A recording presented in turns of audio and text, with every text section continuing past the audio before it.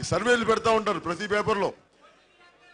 ఏం లేదు, ఇప్పుడు ఈ సర్వేలు ఏమంటారు, లగడపాటి రాజగోపాల్ గారు సర్వే పెడితే అద్భుతంగా ఉంటుందని కదా అని చెప్పేది.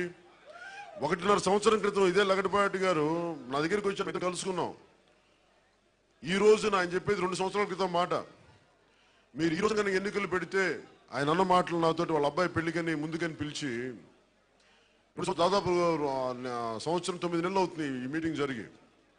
కావాలి మీరు లగడపాటి గారిని అడగడం, మీరు నిజంగా ఈ రోజున కానీ ఉన్న పరిస్థితి మీరు కింగ్ మేకర్ అయ్యే పరిస్థితి ఉంది మీ పార్టీకి. ఎవరు ప్రభుత్వంలోకి రావాలో డిసైడ్ చేయగలిగే కెపాసిటీ ఉంది.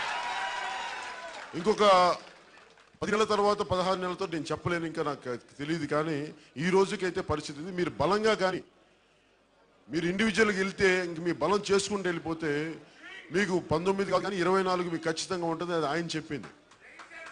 అంటే మేము 24 అవుతాం 19 అవుతాం అది ఇర్రెలెవెంట్, నాకు అది కాదు ఇష్యూ. మరి తెలుగుదేశం ప్రభుత్వం లగడపాటి గారి సర్వే అని చెప్పి మొన్న చేయించారు, మళ్ళీ ఆయన కాదంటారు. పాపం లగడపాటి గారిని తెలుగుదేశం ప్రభుత్వం ఎలా ఎరకాటంలో పెట్టిందంటే ఆయనకేదో పవర్ ఫ్యాక్టరీ ఏదో ఉంది, ఎలక్ట్రిసిటీ సప్లై చేసేది.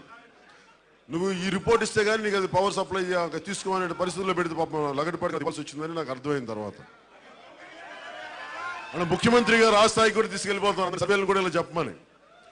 నిజంగా నేనేమంటానంటే జనసేన పార్టీకే బలం లేకపోతే, జనసేన పార్టీకి అండ లేకపోతే ముఖ్యమంత్రి గారు అస్సలు మనల్ని పట్టించుకోవాల్సిన అవసరం లేదు. భయం ఉంది అంటే మనకి బలం ఉందని అర్థం.